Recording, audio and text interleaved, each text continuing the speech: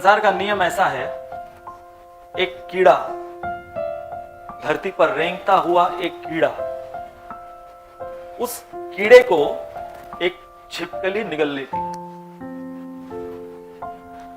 तो कीड़े का जीवन समाप्त हुआ, उस छिपकली ने उस कीड़े को निगल लिया।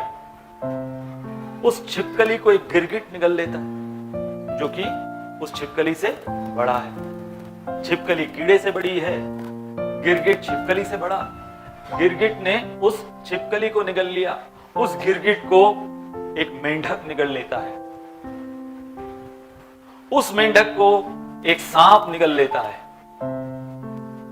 उस सांप को एक मंगूस वो परास्त कर देता है, उस मंगूस को एक शेर, उस शेर को बंदी बना लेता है एक इंसान,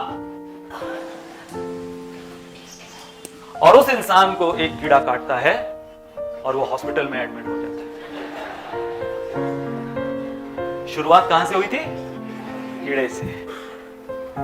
एक एक कर एक के ऊपर एक हावी होते गए। इसको कहते हैं when the cycle gets complete।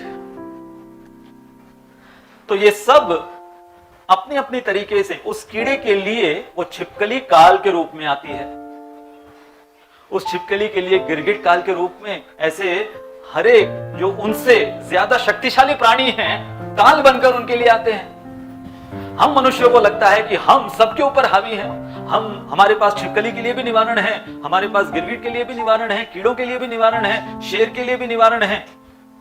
सबके लिए हम निवारण ढूंढ लिए हैं वैज्ञानिक दृष्टिकोण से, और उसी विज्ञान के सहारे फिर हम एक दूसरे को खत्म करते हैं। हम एक दूसरे का काल बनते हैं। Time kills them all. क्या कहा गया है श्लोक में? Time kills them all.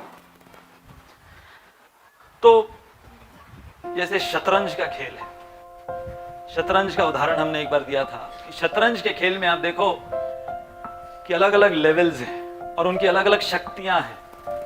राजा जिसे बचाए रखना है, और सभी मिलजुल कर राजा को बचाते हैं। राजा खत्म हो गया, गेम ओवर, चेकमेट, राजा को हो गया, गेम ओवर।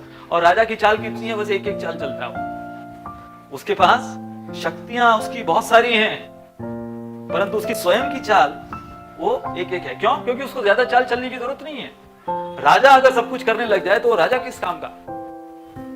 इसलिए भगवान श्री कृष्ण को कई जो दार्शनिक हैं वो क्यों भगवान मानते हैं, जो बाहर पाश्चात्य देश के दार्शनिक क्यों भगवान श्री कृष्ण को केवल भगवान मानते हैं? वो कहते हैं कि ये सही मायने में भगवान है, क्योंकि इनको कुछ करना नहीं पड़ता है, केवल मस्त बांसुरी बजाते हैं।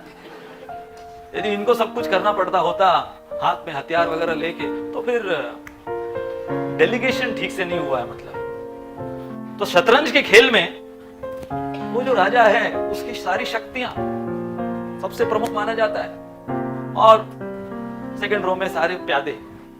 और वो प्यादे क्या होते हैं? नाम ही हम बोलते हैं ना, अरे ये तो तुम्हें प्यादे की तरह इस्तेमाल किया जा रहा है। प्यादे होते हैं एक एक दो दो, बस उनकी शक्तियां बहुत कम होती हैं। परंतु जब शतरंज का खेल बंद होता है तो डिब्बे के अंदर राजा और प्यादा बगल बगल में अपने दोनों के कंधे लगाए हुए बैठे हैं डब्बे के अंदर। प्यादा राजे को बोलता है, क्या हुआ राजा जी?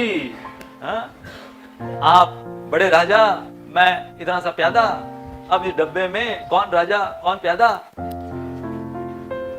ये है काल का नियम। तो इसलिए जब हम इन सब विषयों के बारे में, इन सब व्यक्तियों के बारे में, इनके फतेह के बारे में इतिहास में पढ़ते सुनते हैं, तो इन सब के ऊपर जिसने फतेह हासिल की है वो है काल। और भगवान कहते हैं कालोस्मि लोक अक्षय कृत प्रवृद्धो, कि मैं वो काल हूं। और इसलिए वो जो काल स्वरूप हैं, काल के वो अधिष्ठाता देव हैं, वो अब अर्जुन को कह रहे हैं कि यदि तुम्हें सही मायने में सम्राट बनना है अर्जुन, फतेह हासिल करनी है तुम्हें, तो तुम्हें किसके ऊपर फतेह हासिल करनी है? यत